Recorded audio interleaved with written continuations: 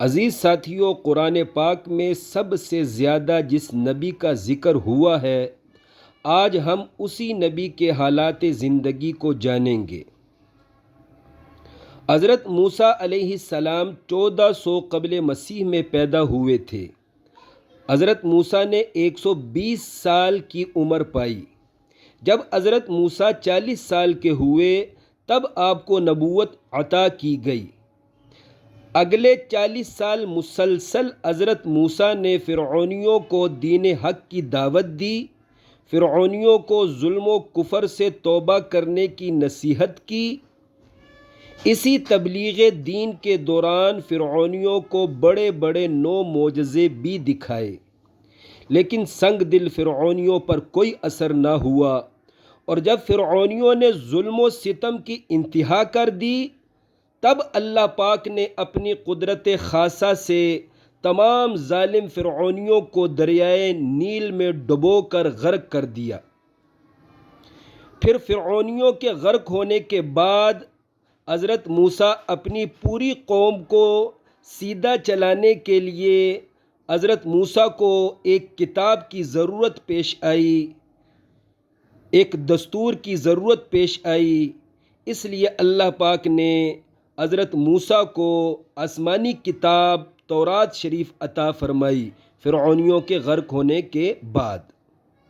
اس وقت حضرت موسیٰ کی عمر 80 سال تھی۔ 80 سال کی عمر سے لے کر 120 سال کی عمر تک، یعنی اپنی زندگی کے آخری 40 سال مسلسل حضرت موسیٰ نے اپنی 6 لاکھ بنی اسرائیلی مسلم قوم کو تورات کے احکام پر عمل کرنے کی تلقین کی۔ عزیزان محترم، فرعون بڑا ظالم بادشاہ تھا۔ فرعون اپنی حکومت بچانے کے لیے عرصہ دراز تک بنی اسرائیلی بچوں کو ذبح کرواتا رہا، لیکن جسے اللہ بچائے اسے کوئی نہیں مار سکتا۔ اس لیے اللہ پاک نے حضرت موسیٰ کو کرشماتی طور پر غریب کچے مکان سے فرعون کے شاہی محل میں پہنچا دیا، اور اس خوبصورت حسین بچے نے اپنے پہلے دیدار سے فرعون اور اس کی بیوی آسیہ کو اپنا دیوانہ بنا دیا، اور پھر اس عظیم خوبصورت بچے نے اپنی زندگی کے ابتدائی 30 سال فرعون کے شاہی محل میں گزارے، حتیٰ کہ مصر کی عوام میں مشہور ہو گیا کہ موسیٰ ابن فرعون ہے، موسیٰ فرزند فرعون ہے۔ حوالہ تفسیر جلالین۔ عزیز ساتھیوں، جب حضرت موسیٰ 30 سال کے ہوئے تو ایک دن غلطی سے حضرت موسیٰ کے ہاتھ سے ایک فرعونی افسر قتل ہو گیا۔ حضرت موسیٰ نے اپنی حفاظت کے لیے ملک مصر کی شاہی زندگی چھوڑ دی اور ملک مصر سے دور، بالکل دور شہر مدین چلے گئے۔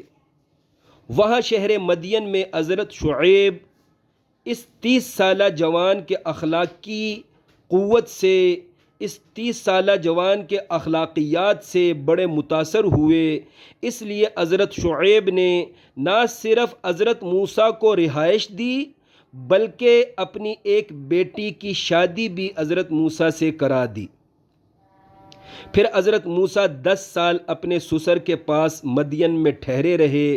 جب حضرت موسیٰ کی عمر 40 سال ہو گئی تب حضرت موسیٰ اپنی بیوی کو لے کر شہر مدین سے واپس ملک مصر کی طرف روانہ ہو گئے، اپنے قریبی رشتہ داروں سے ملنے کے لیے۔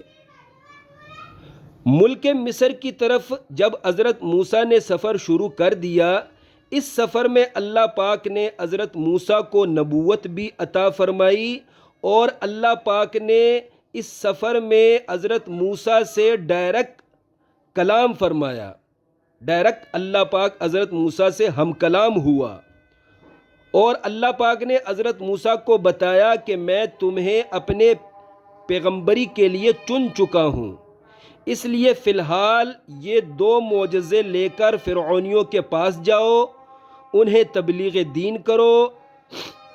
ایک معجزہ یہ ہے کہ میں خدا نے تمہاری لاٹھی کو اژدہا کی طرح سانپ بننے کی صلاحیت عطا کر دی ہے، اور دوسرا معجزہ یہ ہے کہ جب تم اپنی بغل سے ہاتھ باہر نکالو گے تو تمہارا ہاتھ بہت تیز روشنی دے گا۔ ان دو معجزوں کو لے کر، ان دو بڑے معجزوں کو لے کر فرعونیوں کے پاس جاؤ، اور یاد رکھنا اے موسیٰ، باوجود لاؤ لشکر رکھنے کے فرعون مغلوب ہوگا اور تم غالب آؤ گے۔ تو جب حضرت موسیٰ ملک مصر پہنچ گئے تو مسلسل حضرت موسیٰ نے 40 سال فرعونیوں کو حق بات کی دعوت دی، ظلم سے باز رہنے کی تلقین کی، مختلف بڑے بڑے معجزے بھی دکھائے، لیکن اس 40 سالہ تبلیغ دین کا اثر صرف 10 فرعونیوں پر ہوا۔ تفسیر نعیمی میں لکھا ہے قوم فرعون میں سے صرف 10 فرعونی مسلمان ہوئے تھے۔ پھر جب فرعونیوں نے ظلم کی انتہا کر دی، تب اللہ پاک نے اپنی قدرت خاصہ سے تمام فرعونیوں کو دریائے نیل میں ڈبو کر غرق کر دیا، اور اللہ نے اسی دریائے نیل میں قوم موسیٰ کو زندہ سلامت گزار دیا۔ دریائے نیل قوم موسیٰ کے لیے مسیحا اور نجات دہندہ بنا دیا گیا۔ اس وقت حضرت موسیٰ کی عمر 80 سال تھی۔ فرعونیوں کے غرق ہونے کے بعد حضرت موسیٰ 40 سال زندہ رہے۔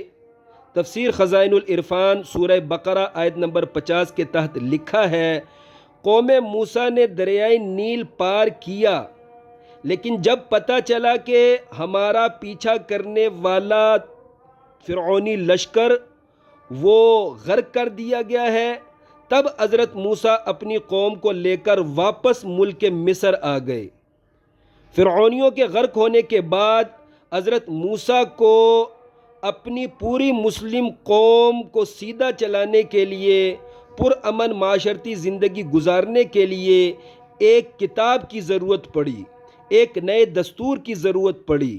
تب اللہ پاک نے حضرت موسیٰ کو تورات شریف عطا فرمائی۔ حضرت موسیٰ نے اپنی زندگی کے آخری 40 سال مسلسل اپنی قوم کو وعظ و نصیحت میں گزار دیے، تورات پر عمل کرنے کا درس دیتے رہے، لیکن اکثریت نے نافرمانی کی۔ اکثر بنی اسرائیلی مسلمانوں نے نافرمانی کی۔ قوم موسیٰ نے اللہ کی عظیم احسانات کی ناشکری کی۔ اس ناشکری کی وجہ سے قوم موسیٰ عظیم نعمتوں سے محروم کر دیے گئے۔ قوم موسیٰ سے وہ عظیم نعمتیں چھین لی گئی اور قوم موسیٰ اللہ کے غضب کے حقدار ہو گئے۔